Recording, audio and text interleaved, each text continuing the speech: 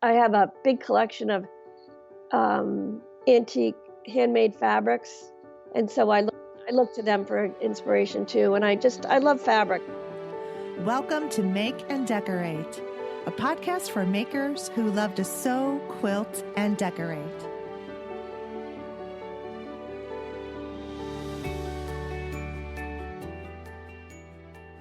Hello, everyone. Welcome to Make and Decorate, episode 26.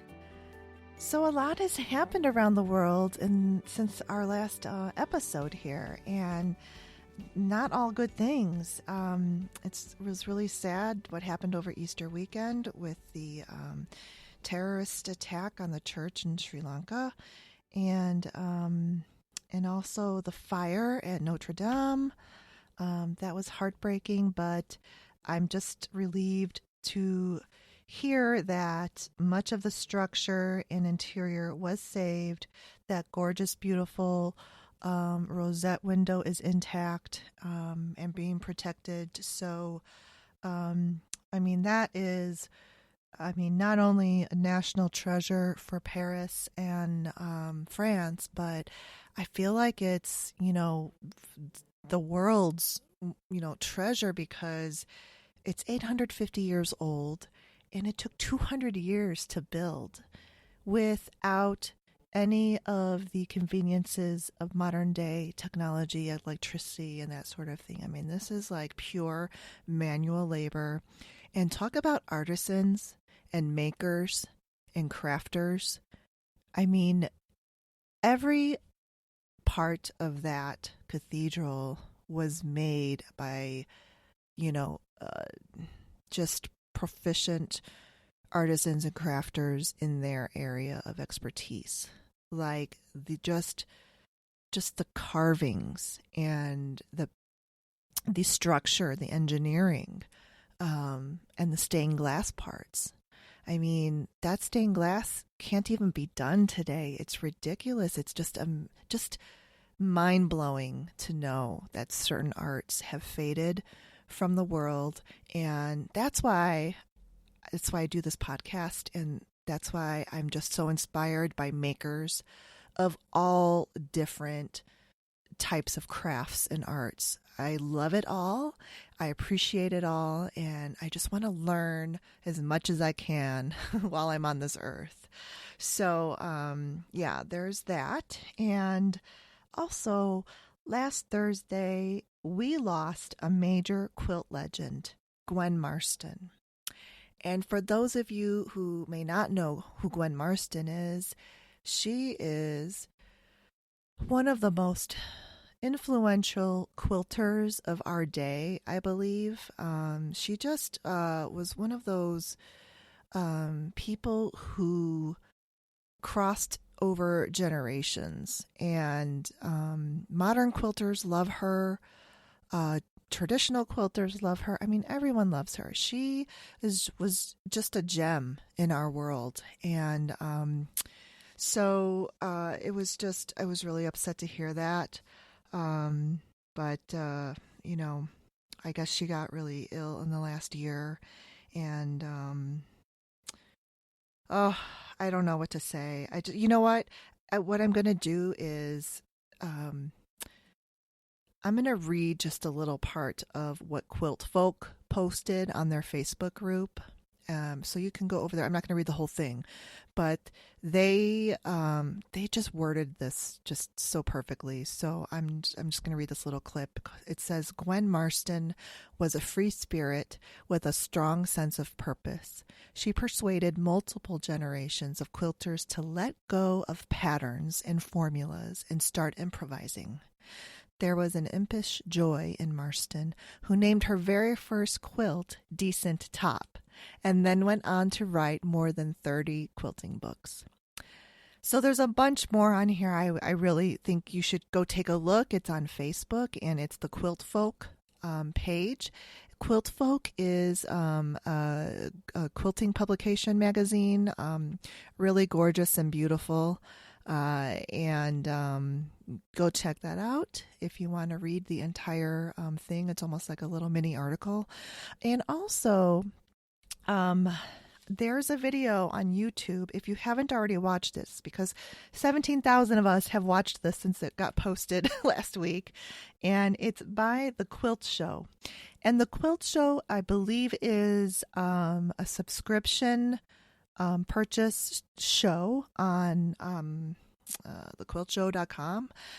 And it's with Alex Anderson and Ricky Timms. So they published this episode with Gwen Marston, and anybody can watch it on YouTube. It's about an hour long. And they also, they had two guests on the show that day. So we get kind of like a little bonus with Mickey Lawler. So it was a really good episode, and really showed you who Gwen Marston was. And she showed a single binding technique versus a double fold, and it's a really good watch. So take a look at that. The Quilt Show number 1035 on YouTube. All right, so let's get into my updates for this week. I just have to pause for a second. I don't think you guys are going to hear this because I have a pretty decent quality microphone, but hopefully you won't be able to hear it. But someone is practicing their tuba. I don't know. And so I just keep hearing this like tuba music going on in the background here, and it's making me laugh. Sorry. Okay. Let's get it together, Stephanie. All right. Whew. All right. So I finished my baby quilt that I was working on with the Allison Glass fabrics, and I published a YouTube video on my channel. I did a video on machine quilting, and specifically the serpentine stitch. So take a look at that. And I did another video, but it's not posted yet. In fact, I had to take a break from editing YouTube videos for a little bit because and I did a video on the binding of this baby quilt, but it's only half edited right now. I had a tennis elbow or tendonitis a couple years ago, just in my elbow part, and kind of went through several months of healing that, and that's been okay. Well, that came back, and then all of a sudden, the pain continued up my arm to almost my shoulder. It's pretty painful. So more tendonitis. And I think what really brought this on was that I had been doing like hours upon hours in a row of editing videos, compounded with very poor ergonomic posture and setting. So I just,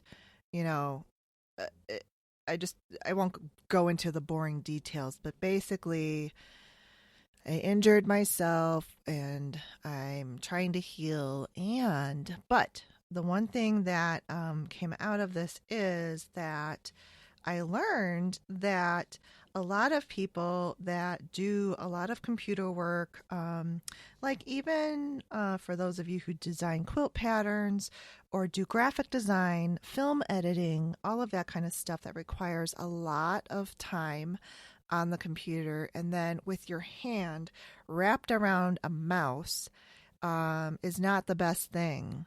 So apparently the computer mouse is something that really design-wise and technology, well, design-wise at least, has not changed since it was introduced, like, I don't know, 40 years ago. And so it's really not the best ergonomic solution if you have to spend a lot of time on the computer. So what I found out was that a better ergonomic solution and puts a lot less stress on your wrist and arm muscles is a tablet with a pen. So I got one of those that I think it's called a Wacom, W-A-C-O-M, a Wacom tablet with the pen. And that acts, it replaces like your mouse, and you actually are just kind of like doing, like writing with a pen. And you tap on the tablet for clicking on things, and you can drag it across without gripping onto a mouse and clicking buttons and so forth. So it's definitely a learning curve, but it's quite interesting, and already I can see that it's a lot less stress on my arm. So yeah, I'm looking forward to working on that, and since I do plan on doing some pattern design, I'm just kind of even that much ahead. All right, let's get to my conversation with my guest today on the show, Kristin Nicholas. Kristin is a multi-talented artist. She lives in Massachusetts on her farm with her husband and daughter, and it's called Leyden Glen Farm. It is the most beautiful farm and landscape. They have these beautiful little lambs that grow up into sheep, which she describes to me because I didn't know, I thought they were the same thing, but I didn't know exactly what the difference was. But anyway, Kristin is formally educated in textiles and clothing with a minor in art. She has a master's degree, and then she went on to be a creative director at Classic Elite Yarns. She has written many books, 12 books, knitting patterns, embroidery patterns. She has made multiple television appearances. She has been on the Martha Stewart Show, PBS knitting shows. She has taught classes. She's done a Craftsy class. That's how I found her on crewel embroidery. She has some knitting classes up on Creativebug. She's got a YouTube channel. I mean, she is in it. She is a true Renaissance artist of our day, and is just so talented.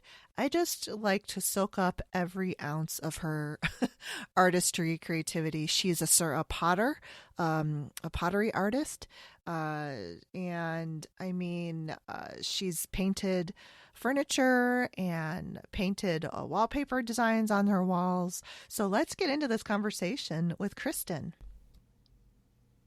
Okay, today I have Kristin Nicholas on Kristin, your company is your name, Kristin Nicholas Designs, right? Yes, that's correct. Hello, Kristin. Hi, Stephanie. Oh, thank you so much for being on my podcast. I am so honored and thrilled that you're here. And this is definitely not blowing smoke or anything, but you are kind of on a level of Martha Stewart to me. So, and you've been on her show. Yeah, I was a long, long time ago. But I've only discovered you like maybe 3 years ago, maybe. Because I think because you spent the earlier part of your career in the knitting business, and I don't knit. I've tried it, but I sew and quilt and do hand embroidery now, and so that's how I discovered you. I discovered you on a Craftsy class that I bought. And the crewel embroidery class. Yes, the crewel embroidery. I love that class. I still play it. Every now and then when I kind of want to refresh on some stitches and ideas. So I love that I have that class forever. Because I do refer to it. It's kind of like, a reference video for me. But so that's how I discovered you, and I'm so glad that I did. And you introduced me to crewel wool yarn, and I love it. I love that yarn. It is amazing, the fluffiness, and like you said in your class, the forgiveness. But anyway, before I get into that, I want to talk about your creative tendencies, like the very first that you've ever known that you're creative and you must have it in your life, and how you moved from there to the path that you've been on your whole life in your creative career. Oh, okay. So I'm the first of 5 daughters, and I grew up in the 60s, so it was back when you could sew things and they were cheaper. And then as time went on, it became more expensive to sew. So I I learned to, first thing I think I learned to do was embroider, with these little kits that they had back then. And my grandmother was a really big part of our lives, because she lived in the same town and she helped take care of us. So she was a quilter, embroiderer, sewer. She did everything. Crocheter. She was a big crocheter. So between her and my mom, they taught me how to, do the beginning things. And I was always just really interested in handmade things. My grandma's house was filled with things that she had made or her mom had made. And they were from Germany. So my great grandmother did a lot of tatting. So there were all these tatted things around and these gorgeous Afghans. And I just, I just became taken with handmade things and wanted to learn to do it. And so that's, I got the bug when I was really little. Yeah, I kind of did too, because my grandmother crocheted and she taught me, and I did that, as a kid, and I kind of returned back to it here and there. Yep. So it's something that when you're little, I think, and you have exposure to that, it always stays with you. For me, it does. So that's great. So it really, being around all that creativity kind of planted that seed, and that kind of, wanting to learn more and more, because then you went on to your college and master's were in the art world, correct? Yeah. So when my mom started a 4-H group so that my sisters and I would have something to do, basically. And so we had this 4-H group with all our friends, and we were called the Tasty Basters because that would encompass basting and tasting. So we did sewing and cooking and all kinds of things. And so I would make things it was called the 4-H fair, and I'd spend my summer making things to enter in the fair. And then when it came time for college, I wanted to learn more and more and more. So I studied textiles and clothing, and I got a degree in that from University of Delaware. And then I got a master's degree in textiles and clothing from Colorado State University. Okay. And, so that was a lot of flat pattern and draping. And then it was also textile science and, just how everything works in textiles. And, but then I minored in art so that I would be able to do fiber arts. Oh, wow. And I really loved that, but I did not think that an art degree would get me very far. So I thought the textile and clothing degree would be a little bit more, saleable when I went out into the working world. Sure, yeah. So after school, I actually worked for a shirt company called Botany Shirt Company in New York City in the Empire State Building. Oh, cool. Yeah, and so I would commute. I lived with my mom and dad here in New Jersey, where I'm staying right now, taking care of my mom's dog. And so I would commute from here to the Empire State Building and back home every night. And it was a beginning entry job, and it was fine. And then I had become really interested in weaving and wool and spinning when I was in, I guess, college. I mean, I was always interested in how things start, the beginning of things. So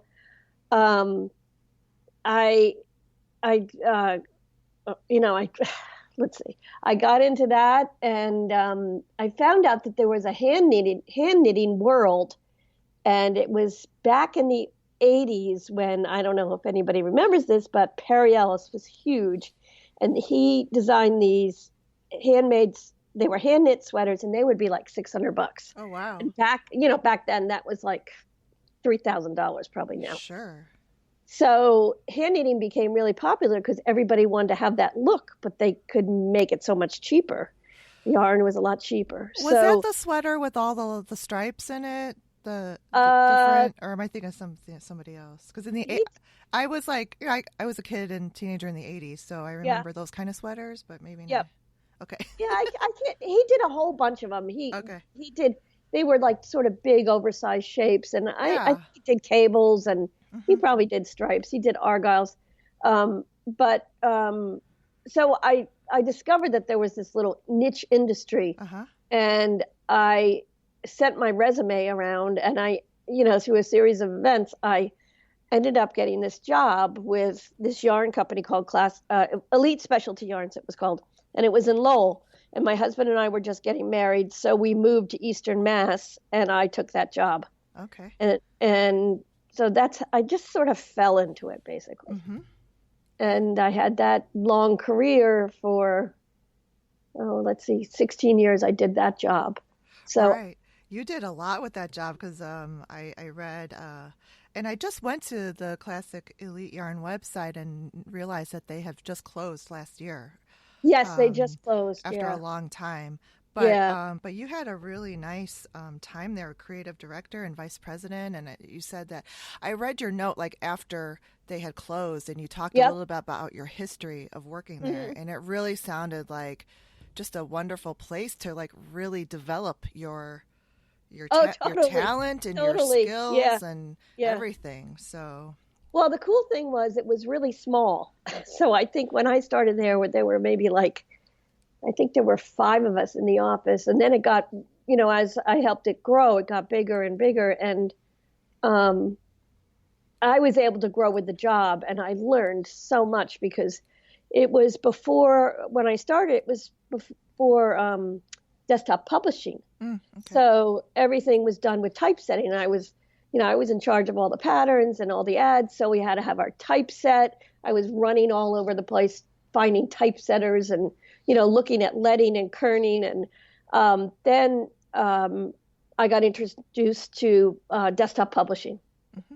And, in the very beginning of desktop publishing, none of the typesetters thought it would work. Oh. They just didn't believe it was going to change the world. But it did, and luckily I got in early, and I learned all these computer programs that, man, I still use them today. Adobe Illustrator. Uh-huh. I used to use something called PageMaker and Quark Express and PageMaker. PageMaker, remember that? In college, Yeah. that was one of my classes. Yeah. And now it's Adobe InDesign is, that's taken over the world. Oh, So, okay. Yeah. yeah. Cool. Yep. So, yeah, and that was so the yarn, and then you did a lot of knitting and crochet and made patterns, and then you started, because you have a lot of books too. You're an author. You're a published author. Yep. And was knitting like one of your first books that you published? So the way I got into writing books, I was in charge of all the hand knitting collections, putting together the photo shoots and doing a lot of the designs and hiring designers.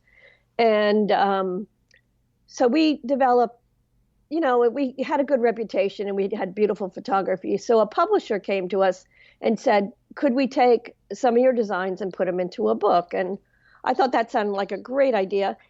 And the funny thing was, back then, there were no knitting books. One knitting book would come out a year. Wow. One.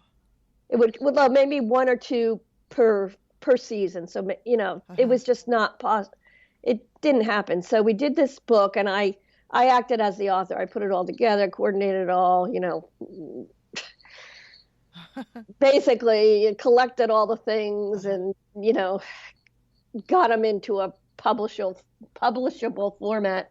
And it was with Lark Communication, Lark Books. I don't even know if they're around anymore. And so when it came out, it was great for our company because we got, great publicity, and it was a very good seller because there were no other knitting books out there. Right. And so that's how I wrote my first book. And then I did another one for them. And then,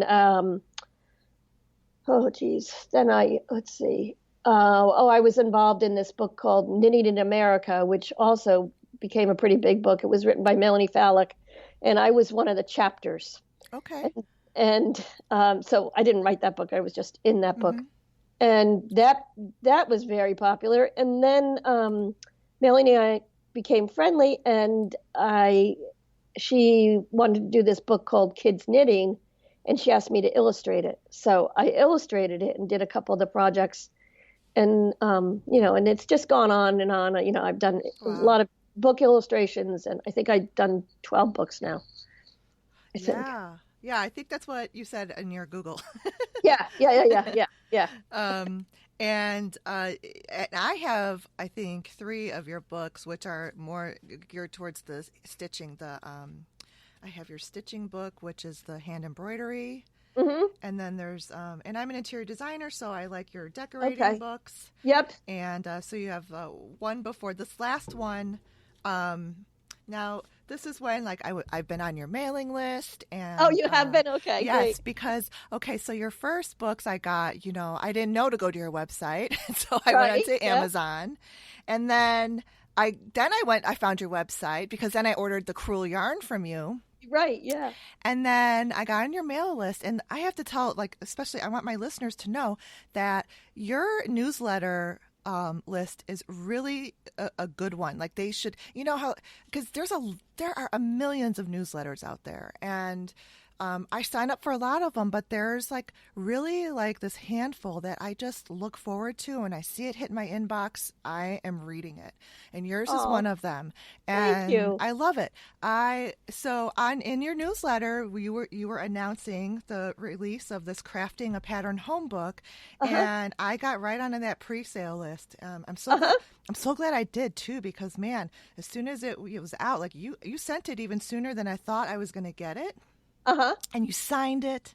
Yeah. I love it. And then also, listeners, when you order from Kristin, she sends all of these extra little goodies, these beautiful bookmarks and what do they call this? A book stamp page where from the library of? Yeah. Book plate. Book plate. Yes. Yes. And then these gorgeous, beautiful postcards. So of all of your stuff, there's photos of your beautiful farm, and so I just love all those little extras you put in there, and it's just, I love getting your packages. So I just want everybody to know about it. I'm going to put links to everything of yours, your website, and especially because this book is not that old. It just came out like it's pretty fall. recent. Yep. It's very recent, and so we'll talk about that in a little bit, but I just wanted to I wanted to highlight your newsletter. And anyway, so because you were talking about, now see, I lost my train of thought because I had to jump over there. Publishing. Okay. Yes, publishing your books. Books. Okay. So yeah, that's your latest book. Okay. And then you got a good foundation from that company on a lot of things. Right. Yeah, I totally did. And I've been able to, I guess what happened when I worked there was I became like the knitting queen, and I became really known for knitting. And that's what people, still know me for and think of me as. But I've always been really well-rounded as far as the techniques that I do, the things that I like to do. And I've been trying to, basically the knitting world it's changed and a lot. And that's one reason that Elite went out of business. They, everything's gone online, and, stores are having a hard time keeping going, and their business was wholesale to stores. So they made a decision to close. And it's just very hard as a knitting designer to make it unless you are really into this thing called Ravelry and, into these different groups and stuff. And I'm just not interested. I'm interested in so many other things. I don't want to be sucked into that and just left there for the rest of my career. I do ceramics, and, I do embroidery, and I do all these other things. I do painting and all these other creative things. And I just feel like I want to move on is basically it. So, so that's what I've done with the last 2 books. I've moved on. And I'm so glad you did, because now you're in my realm of interest. And I love it. But I think, though, that, you're not the only one. There's so many artists, designers that really just, they go through I don't know, the periods of their creative careers, and it evolves, and they don't just stay in the one thing. So, I mean, I know that there was another artist. I follow him all right, this is a side note, but my husband loves heavy metal music. Okay. And so, but there's this artist in San Francisco, Ben Venom, and his art is making quilts, and he has been shown in museums, and but it's like this alternative, he's in that heavy metal world, but he's also trained as a fine artist. Wow. So he does this beautiful applique of these designs, and it's just gorgeous. He's made some quilts that were like ginormous, like, huge. And then, so he's, developed a nice following. But I heard him in an interview, and he's like, right now this is my medium, but he may not always be doing that. I mean, he's going to move on. Switch it up, right? Yeah, absolutely. And the same for me, like even with like interior design, and you talk about change in the world. That has changed drastically too.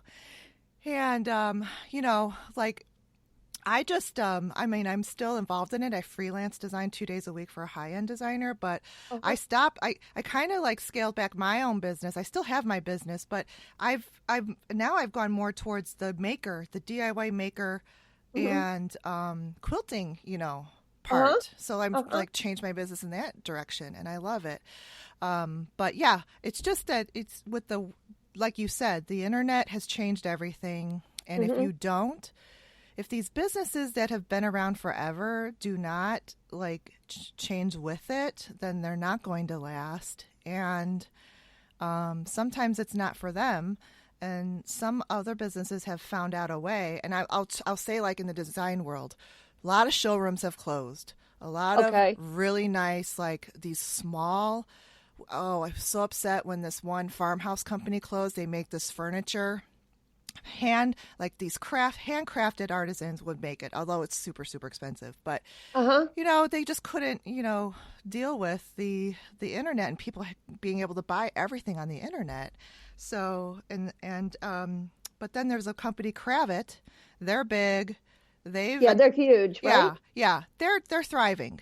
And they've been around forever, but they're doing it. They're like, embracing all of the social media. They're on there, and that's how but they've totally had to change their business, Right. Yeah. plan. Yeah. So, well, that's one thing. Change is constant, isn't it? It is. It really is. You have to either go with it or not. Right. And at the same time, they're still not the same. So, you know what I mean? It's just like, Oh. I know. So that's why I really gravitate towards smaller businesses. I love handmaids, and there is this, I don't know what they're calling it, like a maker movement. Right. And I love it, and I want to support it so much, and I love supporting small businesses, and that's why I even, like, in my earlier podcasts, I put links to your website, because I want people to go and support your business and, support my business. Right. Well, it's sort of like, what do they say? The rising tide lifts all boats, You have to keep helping everybody and spreading the word around about other people that are trying to do the same thing. Right. So, but it's an interesting time, I think. Yeah. It's a very cool time to be an independent designer, because really, whatever I decide I want to do, I seriously can do it and put it out on the internet, and it's out like in a day. It's like nuts. Isn't that amazing? I know. It really is. I love it. Let's see, in an hour or in a minute, right, on Instagram or live. Yes, or live. I haven't started doing that yet. I haven't either. I'll do an Instagram story, but I always record it ahead of time and then make sure it's okay and put it out there. Oh, yeah. I haven't even figured out how to do Instagram stories. I know I have to, but I haven't done that yet. But you have a YouTube channel, so that's good. I have a YouTube channel. Haven't added very many videos lately, but there's some old ones that still, are instructional. Yes. And sometimes I'll put pictures up with a sheep. Mm-hmm. Also, I have a sheep giving birth, and the lamb races. That's an old one, but a goodie. And let's talk about that. you live on this beautiful lamb farm. It's called Leyden Farm. Leyden Glen Oh, Farm. sorry, Leyden. See, I Leyden. knew I was pronouncing it wrong. That's all right. Leyden. It's Yep. spelled Leyden. Right. Leyden what farm? Leyden Glen Farm. Glen. Okay. A glen is a body of water, and at the bottom of our hill there's the Leyden Glen. So that's how we named our farm. So cool. It's so bucolic, and just like when you dream of the perfect just countryside farm, I look at yours and that's it. You have the rolling hills. You have this like apple orchard that used to be there. Your house is that beautiful white house with the white picket fence. Yep. It's all there. And then your animals, they are so beautiful. Yeah, we have a lot of lamb. animals. Now you call them lamb and sheep. I noticed on your videos, and I'm like, what is the difference? Well, a sheep is an adult. It's an adult lamb. Oh, so okay. A lamb grows into a sheep. So lambs are also sheep, but when they're little, they're called lambs. Oh, and they are so adorable and precious. I watched the video, when it's shearing time for the lambs. Yeah. Those guys have those ginormous scissors. Yep. Oh, yeah, it's just they're amazing. amazing. That kind of stuff fascinates me. I just love it because I'm in urban Chicago. So. Oh, you are? I didn't yes. even know you were. Okay. You're in urban Chicago. Okay, so I'm living a totally different, thing because you are. I know. Oh. Yeah, and I have chickens, chickens and eggs, and we have 2 Great Pyrenees.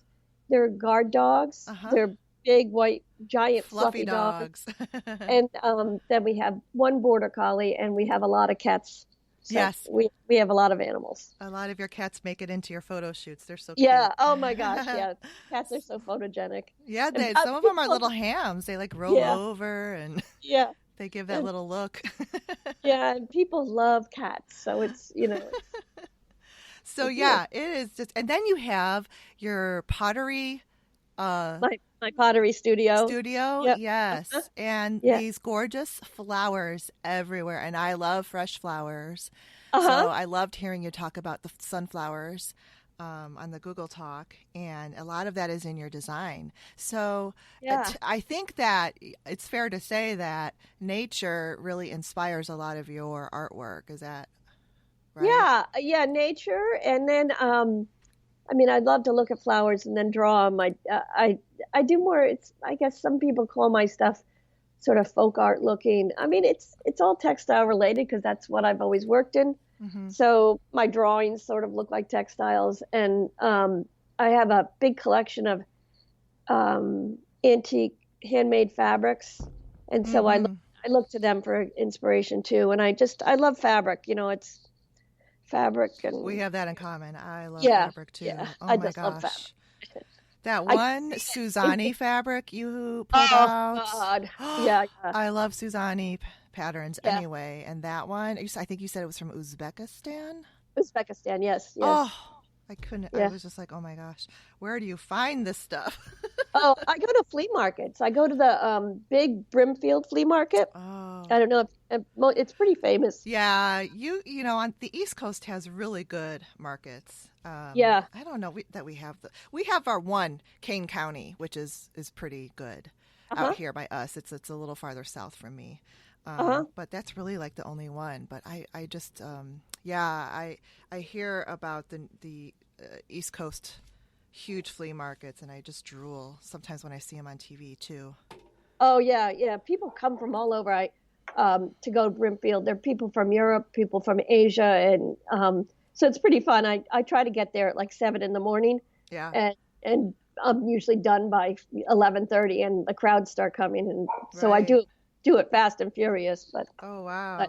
But it's huge. It's a huge flea market, but you can't do it all. Some people come and stay for a week. Whoa. So I just go for a day.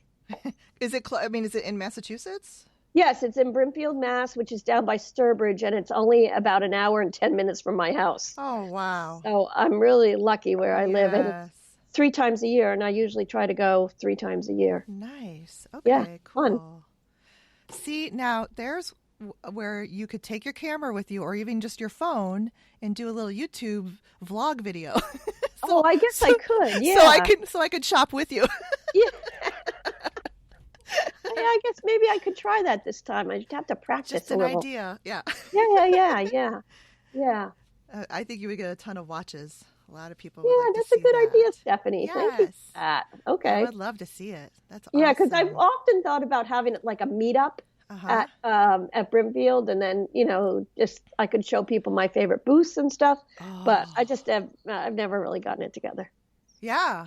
Email Yeah. me, people. Email me if you are interested in a meetup. Yeah. Oh, I mean, on your newsletter though, like you also make pottery. You do ceramics. Yes. And then you'll have like these events at your studio where people can come and you have stuff for sale. You'll make hand printed linens. And I'm like, "Oh, I can't go. I'm in Chicago."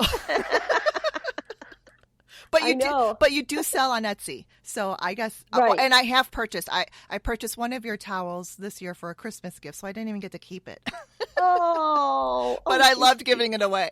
Yeah. Oh wow. Yeah. Yeah. So I have these things. Usually, I have one during the holidays. The first weekend in December, I open up the house, and so it's all decorated. And then I'm trying to basically inspire people to use something other than white in their house. And Yes. people come; they drive from all over to come to it, and I have a lot of Christmas gifts, things that I make, and then I have a couple friends that do it with me also. So it's super fun. We have cookies and snacks, and then it was last year I opened my studio up in October, just my pottery studio. And it's so weird. You just put it out there, and you don't know if anybody's going to come because who is reading? There's so much noise out there. Who's reading? And you just do I have to hire somebody to do the sales for me? That's always my big question. Oh, right. And then you just hope somebody comes. It's. And how is the turnout? How was your turnout in October this year? It was. I guess it was not this year, but the year before. Oh. I mean, I did okay. Good. It was funny. Sundays are always usually a little busier than Saturdays. Okay. I think people have stuff going on Saturdays. But I usually, if I'm going to set it all up, I do it for 2 days. And I was totally happy. I thought I had to make more pottery to sell at Christmas time because I sold so much in October. Oh, so, that is good. Yeah. Great. And right now, like my year kind of goes around and around. And about right now, once the weather gets better, which it's still pretty darn cold at our house, I'll start making more ceramics and start painting them and firing them and working up my inventory for Christmas. Oh, great. And is that something you learned in your art school or no, I never took clay. I never took clay in school. I took a night class when I was in Eastern Mass at a high school. It was a high school teacher, and I got really into it. And my husband bought me a wheel for Christmas, and then I bought myself a kiln, and I did it for a long time. I took quite a few years off because my daughter was little, and it just didn't fit. It's very messy. Yeah. Ceramics is just like you're playing with mud. So, but now I'm back into it, and I really am having fun doing it again. It's just, I love it. I love the flower vases you make. Yep. Yeah, the flower vase. And I have an affinity for blue and white dishes. Like I love Delftware. And me too. You made something that was blue and white, a picture or something. I don't remember. I just remember the pattern. It was so pretty. Oh. Yeah, it's the funny thing about Etsy is it sort of just all disappears. Yeah, right? If I sell it and then it's like gone. I think you can look on sold items, I think. But basically this year I just built myself a new website.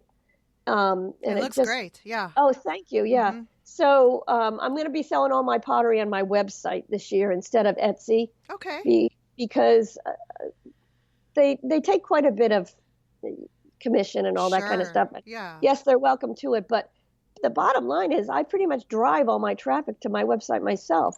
Why am I? Yeah. Why am I giving them money? Right. You And know? that's why you have your newsletter and, Right. it brings me right to your website. So you might as well, Yeah. Yeah. put your product on your website as well. Right. Yeah, For that's what I'm sure. going to do. I Oh, mean, I'll great. still keep the Etsy website because people buy the cruel wool through Etsy. They find me on Etsy. Okay. So that's, I'll keep Yes. that there, and my books will be there, but the other stuff I'm trying to drive my newsletter people to my website as opposed to Yes. their website. Yeah, So, I think that's smart. That's really good. And thank you for adding a new cruel wool listing of where you can get your top 5 favorites that you're run out of. oh, I know, yeah. And nobody's ordered it yet, but in time they will. Yeah, Oh, definitely. I will. yeah, For yeah. sure. You have the cruel wool is really great, and you've got these beautifully curated um, packages of cruel wool, which I think thread for embroidery, and I love it because you've got like these. My favorite one is that sea The sea and tree, sea and trees. tree. Yes, Yes. because I love cool colors and I love Uh-huh. the purples and the blues and there's that one green in there I love. Oh, that green is gorgeous. Yeah. But eventually I'm going to get them all because you have like a real vibrant, like a warm tones of the reds, yellows, and oranges. Yep. And then you've got more of like just like that rainbow of all the colors. Yep. And you still sell, which is great, the one that goes with your class on Craftsy. So Yes. really Yeah. good. That Really has good. 24 colors in it. And then you can order a pack of 40 colors, which is basically not the Craftsy colors plus 16 more that are, neutrals and Oh yeah, the things that I didn't neutrals. Right. use, like Yeah. some more purples and stuff blues that I didn't use in the Craftsy class. So, Okay. Right. Now Craftsy is Bluprint now, and yes. does your class still available for people Oh, to yeah. purchase? Okay. Uh, yeah, I think Or it's available for them they at can least to purchase watch. and they can watch it. Okay, Yes. good. Yeah. They can do it. I'm a little confused with the whole Craftsy Bluprint thing, but I know my class is still there, and It is confusing, and I'm on the Bluprint right now because in January I did their little special where you got right, a month or so free. So I'm still kind of like trying it out right. on the monthly. And I've been watching a lot of things, and it's hard to navigate. Oh, okay. Through I haven't it. even been on their website. It's terrible, but It's not as easy and direct as the Craftsy one oh, was. And that's too bad. see, here's another thing that's changing because NBC bought Bluprint, and now Right, it's like this big NBC. emporium, and they commercialize it, and that's why I didn't really go on to Bluprint right away because I was like, no, Right. Yeah. not gonna do it. I know. But then they lured me in when they did that little special. I'm like, let me check it out. Right. But and there's still some good classes. I mean, there's another embroidery on there it's really cool. But yeah, I'm glad that I have my library because they still have that Craftsy website. So if you have built a library of classes, which I have, it's there on the Craftsy one. So that's where it resides for me, at least, because I bought it when it was still Craftsy. Right. Yeah. So, but I agree. The Bluprint part itself is it's hard to find stuff. You really have to like search for it. Yeah, and I'll probably get lost there. It's just because really they only highlight the new stuff. Okay. So yeah, and it is what it is. But that's why like you're diversified, and I like that about you're kind of like a mentor to me. Actually, you don't know it, but I love it. I'm also on Creative Bug's website. I teach 5 different knitting classes on a Creative Bug. I was like one of their very first teachers. Oh. And they actually came to my house and taped at my house. So there's a class on color and Farrow hat, embroidery on knits, and I can't quite remember them all. But so you can watch knitting classes with me on Creative Bug. Yeah, I was on Creative Bug for a little while. But again, I didn't find you because I don't knit. Right. But I have to tell you, that hexagon Afghan Yeah. makes me, that's crochet, but Yes. it still makes me want to like go back and try it out, because it's similar to quilting, because with the quilting hexagons that people Yeah. sew together Yep. and they make a Yep. quilt. So, and the colors you use in that are just, they're so, it's not like the crochet of years ago, and where I feel like the colors were just not there. There was just like, I know that's was the colors of those days, though, like the dusty roses and Oh, right. the Yeah. Yeah. dusty blues. And Yep. Yep. Yep. Yeah. but your colors Yeah. is so vibrant. I love them. I'm making another one. I actually have enough.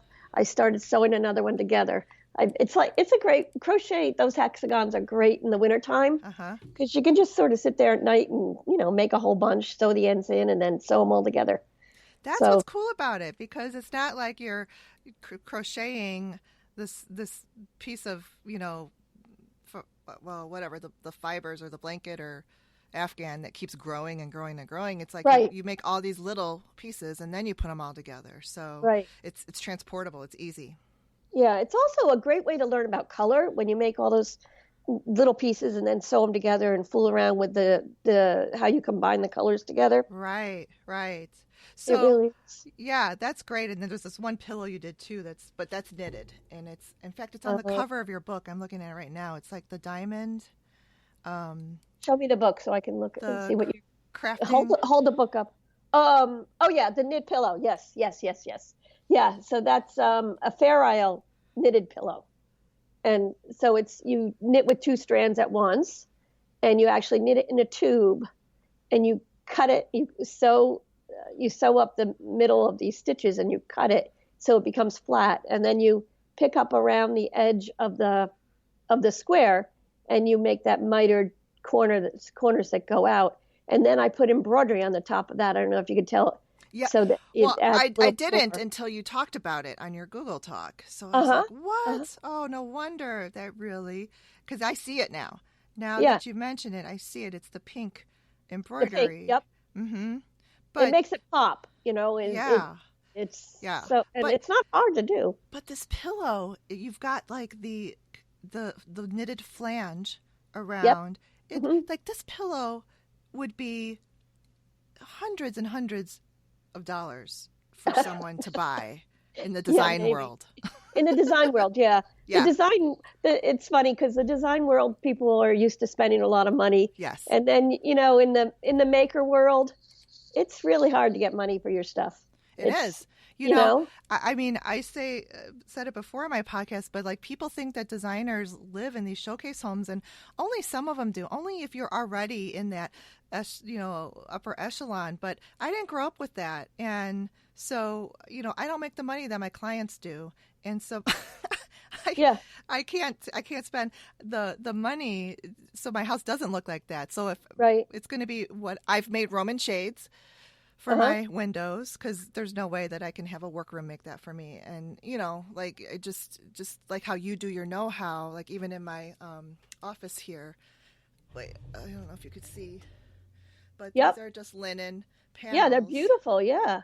But this is from IKEA from like 7-8 years ago, Oh, wow. and it's 100% linen. But Wow. yeah, Huh. but I did the whole like custom hardware and put Yep. the rings so it looks Uh-huh. more custom. And Right. that's what you do too. Like you make things very, Oh, high there's my end. mom's. So we're gonna move on to interior decorating. Yay! Look at, Yes. this is your Yes. book, and Yep. I'll put it on the show notes. But on the cover is this chair. Right. Almost everything in your whole house you've done yourself. A lot of it. Yeah. You've made it. You've Yes. made the textiles. You've painted furniture. Uh-huh. Did you upholster this, or did No, you have? I did not. My friend Kim Shangyan, Kim's Upholstery, who actually Okay. teaches upholstery online, Good. kimupholstery.com or something like that. Okay. No, I have never upholstered. I've made slipcovers, but and that was, when you're on a book deadline, you got to really pump out the material, and I never would have been able to get that done. Well, Plus, I'm looking at it this, wouldn't and it have- looks it wouldn't have looked professionally so good. upholstered. Yeah, it would not have looked that good. But I because printed all the fabric. you did, yes, because Yes, you yes. made it's a paisley on the fabric, and it's a large size paisley, Yep. which is definitely trending now. Which I love. I love the traditional patterns that have been kind of blown up, and so it's a little bit more modern and contemporary. Uh-huh. Um, Yeah. but yeah, it's gorgeous. I love the contrast piping, and you've got a different fabric on the seat cushion. Yep. And then the pillow. This is that knitted pillow we were talking about. So Right. everybody, And there's an go on my show Afghan there. notes. Yeah, and they're the Afghan. And then the little blue thing on the side is a napkin that's hand printed Yes. and hand painted. You painted this table? No, that's from Morocco. I was going to say. No, I did not. But do you see the lamp on the cover? That's a hand painted lampshade. Nice. And I teach how. So all these projects are in the book. Great. And then the do you see the wallpaper behind it? Yes. That's all hand painted. Hand painted. Hand painted wallpaper. Amazing. And right now I'm working on a project, a design where it's like a renovation of a home, high end, and we're doing a lot of wallpaper. And in the dining room, we're doing this wallpaper. One of them is Trove. That's one of the companies. Okay. And Gracie wall coverings. I'll have to look it up. Hand painted, like the price of a car to do a room in their wall coverings. Oh my gosh. Wow. But it is, we're doing like this chinoiserie branches with like a bird and some leaves. But I have to send them elevations of all the walls because they hand paint to the elevation. Oh my gosh. And yes, it's crazy. It's like so detailed. And you can, they have their standard colors of like, and they're all neutral. Of course. But you can change whatever color you want. You can tell the artist whatever color. But I mean, it's a process, but it is just exorbitant. And when I see this on your book, yeah. people can have this in their own home. I mean, this is the same concept, but you're painting it yourself and you're customizing it to your own walls. So you're doing your own custom work, but you're getting this gorgeous, like high end just result. And it's beautiful. It just takes a little nerve. You're right. I'm like, you're talking to me, sister. I love to design it, but to actually execute it on painting a wall. So you're challenging me. That's why I have this book. So the instructions to do that pattern and all the templates are in the book. Oh, wow. And so let me tell you how that room came about. It was painted the moss green before. Yes, which is the background color in this. Right. And so back in the early 2000s, my house was featured in Country Home magazine. Okay. I don't know if you remember that magazine, but it was a great magazine. And they went out of business, of course, but they're sort of coming back in special issues now. But so my house was featured in there. And so they were coming to do the photography. And like a week before, I said, I'm going to paint some wallpaper in here. So a week before the photo shoot, I painted that wallpaper because I thought, that's, it'll be really fun and different. And, it'll get me get me something. So some exposure and exposure. It pops off. I know that the magazines and even TV shows love color because it, really shows up better. Right. Yeah. The photography. It's funny though. I open magazines now and it's like everything is beige and it just drives me crazy. Oh, please tell me about it. Now, how do you handle that as a decorator? Grays. People only want gray and beige? Yeah, and especially in the Midwest here.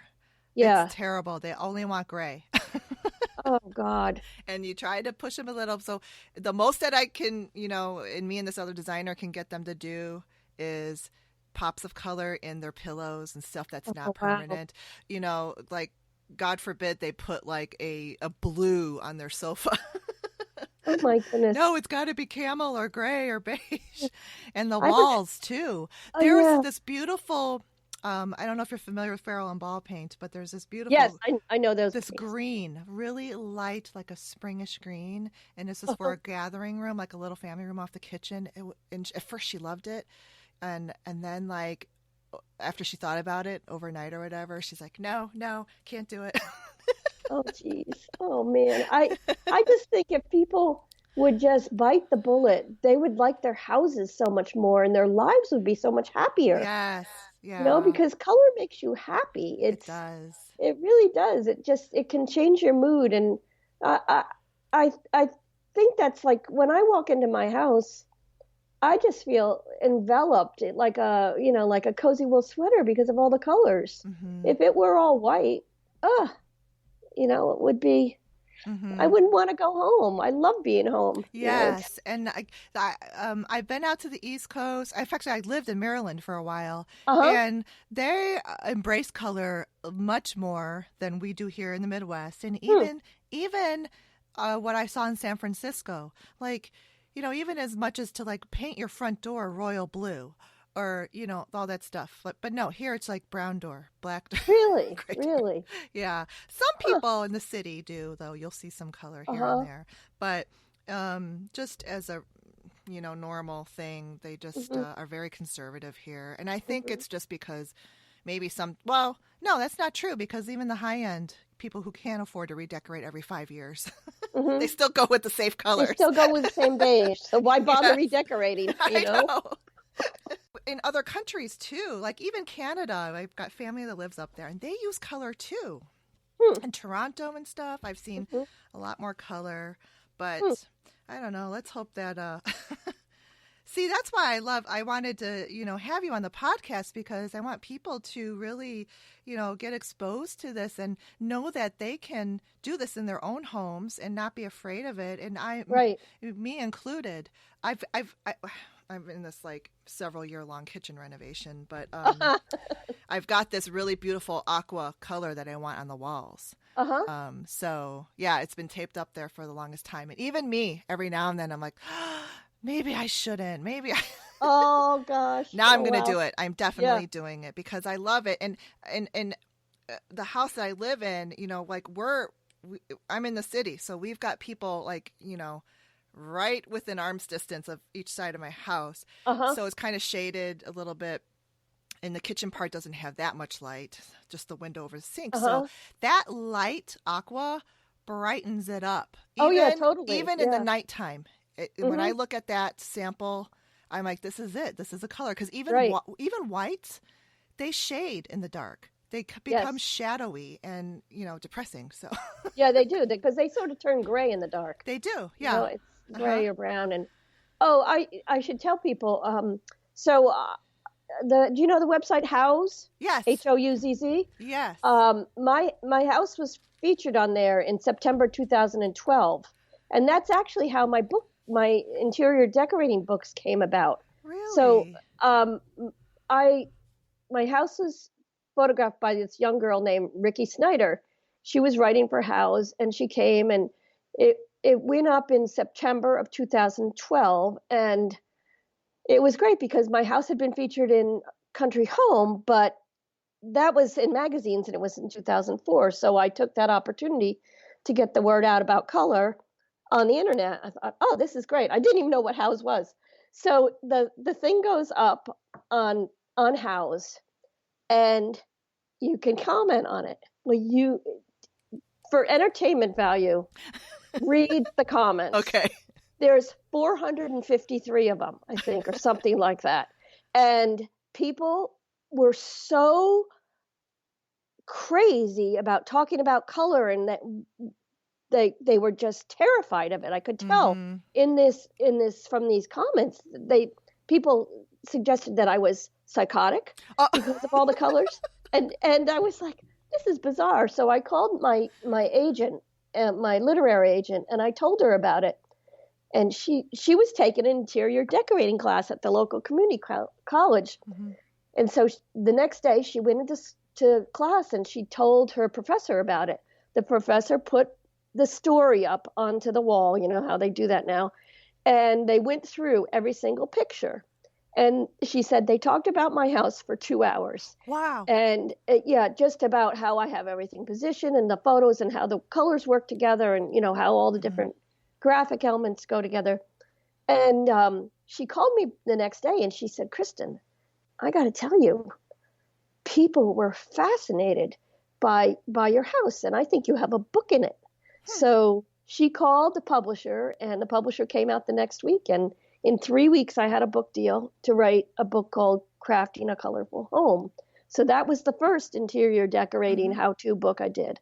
And then it did really well. And they came back to me and they said, would you want to do another one? And how about doing one on pattern? So then I did the second one. So that's how that came about. But wow, that is pretty cool. And then the house people couldn't believe, how crazy people were about my house. And they keep featuring it. They sent a film crew from California. I think in 2015, they started a section on their thing called HouzzTV.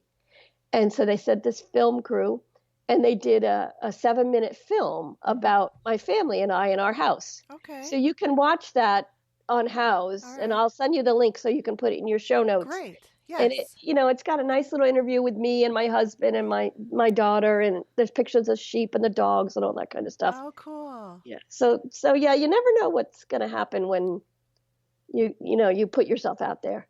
That's true. Yeah. I mean, look at this all this stuff really has found you because you took the initiative to put it out there. Right. And this book is wonderful. I mean, I've read through it quickly once, but I'm like definitely going to go back because this is one thing too that I don't know, and they don't teach this in design school, but like what kind of paints do you use? How do you, and then I heard you on your Google Talk, and I need to put a link to that on there because you kind of go through this book a little bit and you sit there and talk about, oh, here, let's look at this bathtub picture.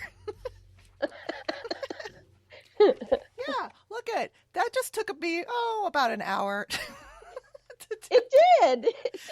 But hello, Kristin, you're an artist. I look at this and I'm like, that is not going to take me an hour. That's going to take me 2 days. But still, 2 days, and you can get something that looks like this. Right. Amazing. Yeah. But I love how you're just like, an afternoon on this table. I'm like, no. Seriously, I have to pump out the projects. However, when you say, I dipped my finger in the paint and did these lines, and I'm like, that's why she doesn't spend a ton of time, because here I go again with my little perfectionism quirk thing that deters me. I'm getting out of it. The quilting has helped me get out of it. And this book, I'm really looking forward to doing some of this when the weather warms up. Some painting projects and just not taking it so seriously. Like dip a finger in the paint to create a pattern. Right. How fun is that? I mean, make it fun. And the stuff that you do, look at the walls. I mean, they're not perfect. And I love that organic part about it. And what I see in fine interior design, this is what they do. This is what people pay a ton of money for. They pay for these layers of colors and layers of textures and imperfections and making it look like it's, been there for hundreds of years. Right. Yeah, but you can do it yourself. You can. The thing is, you have to have the nerve to do it. You're right. You just have you to got to get over yourself. You just, as Nike says, just do it. And I love how you said you do not like stenciling, because I don't either, because it always gets underneath and you can tell it's stenciled. But this, you said that you take like cardboard and make a template and you trace it onto the wall. Right. Just with pencil. I can do that. You can do that, yeah. And I tell people if they're afraid, just get a big, the side of a refrigerator box, a piece of cardboard that's in the trash. Yeah. And practice on that. It'll have a little bit of a funny texture, but you'll get over your fear. And if you put it, then take that piece of cardboard or a piece of foam cord and just lean it against your wall and live with it and see if you like it. Right. And right.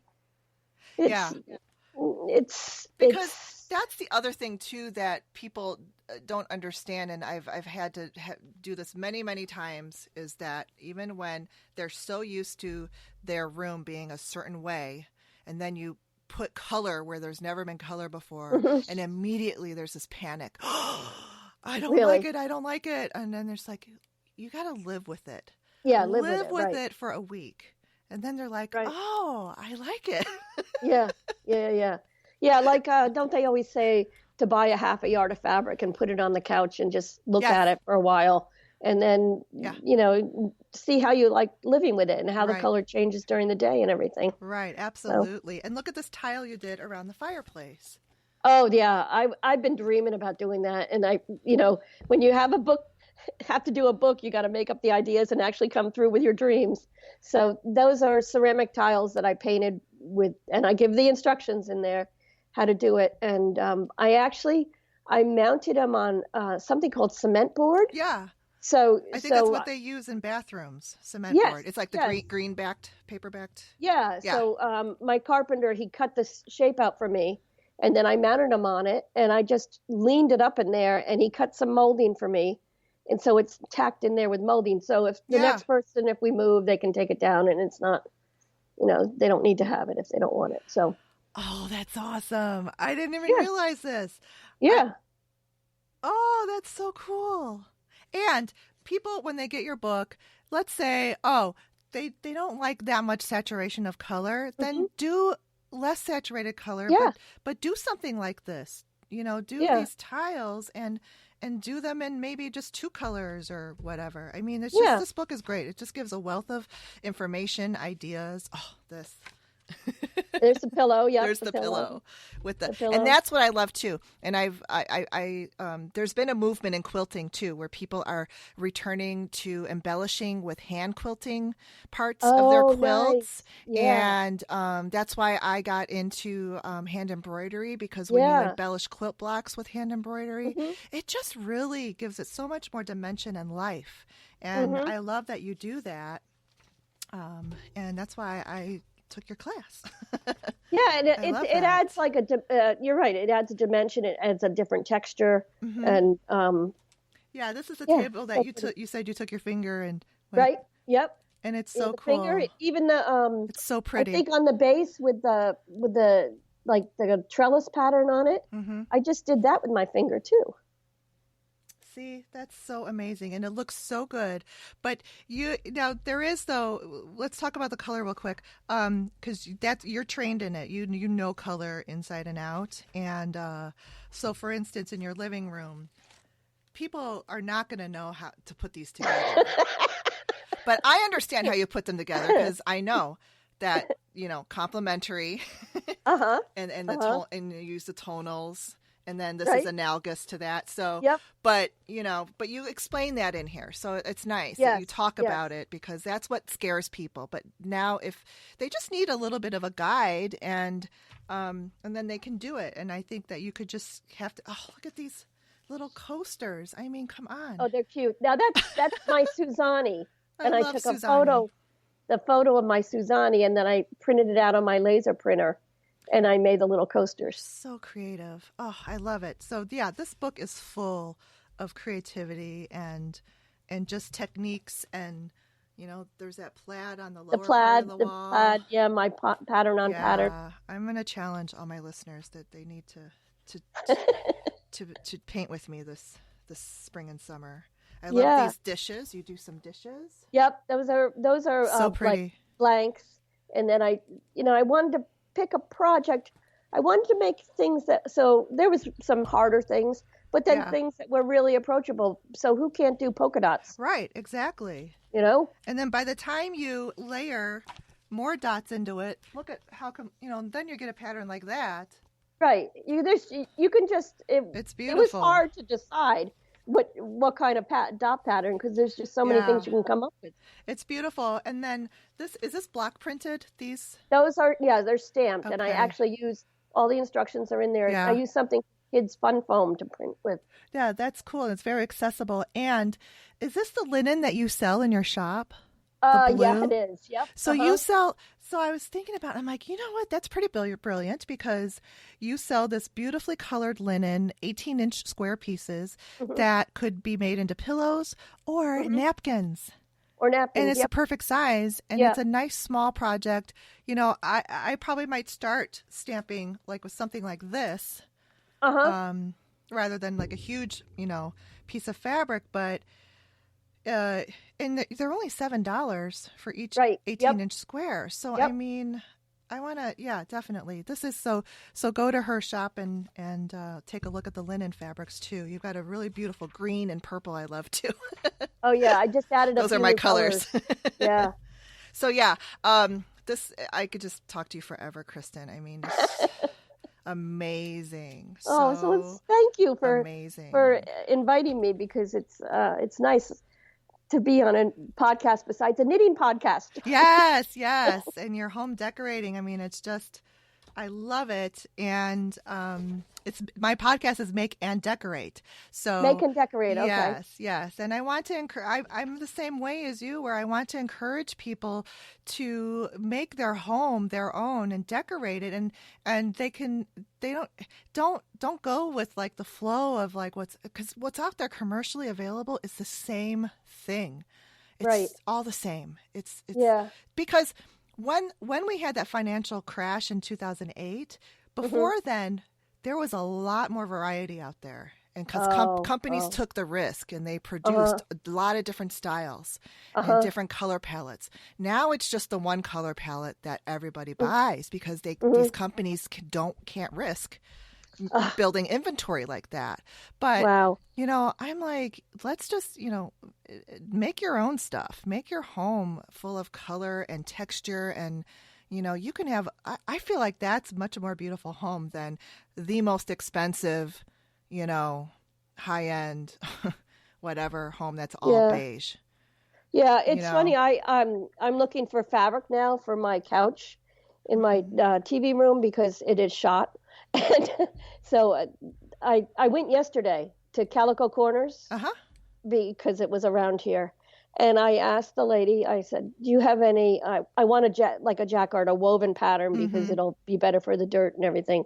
And I said, "I'm looking for red." And she looked at me. She said, "Well, red doesn't sell."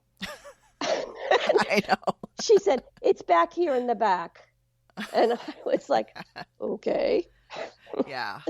But I did. I looked around and it was like the whole front of the store. I wasn't interested in anything. No, I You know. know, Yep. it was just boring. Yep. Hmm. So there was a couple bits of okay, and then I went to Joann's and talk about depressing there. Uh, for home decorating Oh fabric. yeah. Yeah. Oh gosh, I know. it's like oh, this That's is why this book is so inspiring because people can make their own textiles. They yeah, can make their own and with, a colorful background and they can create unique patterns. I mean, this paisley stamp that you did is not that hard, but it looks just no, beautiful. It's got the yeah, pretty little scallops around it and and that's just one color on top of a background right, color right, fabric. right, And yep, look what it does. It just like elevates it to, yeah. Yeah, and that I just used it was like a cotton duck fabric. yeah, So, it's very durable and everything and right, and and right. not very expensive. I think it was $7 a yard, in See, fact, perfect. I love it. but Yeah, totally this is durable. great. I have to have you back on again because there's so much, so much to learn from you. I love it. Is there Uh, anything before we go? Tell me if there's anything that's coming up this year that you want people to know about. Um, let's see. So I guess I would suggest that they come to my website, www.kristinnicholas.com, mhm, and you'll have the thing on the show I notes, but will. it's Hmm. KristinNicholas.com, and sign up for my email newsletter. You can always Yes. unsubscribe, and you'll be on there, and you'll know about any kind of events that I have coming up. And I don't send, sometimes I send more emails than others, but Hmm. it depends if I have anything interesting to talk Hmm. about, basically. But I like do you like the bottom my end of my email list where I give all the links? Yes. That's what people seem to Yes. love that, so I'm always looking for interesting things on the internet. Yes, and they are. Yeah. They're unique, and some of them are art related, Yes, and I yes. love it. Yeah, because I would never have known about them otherwise.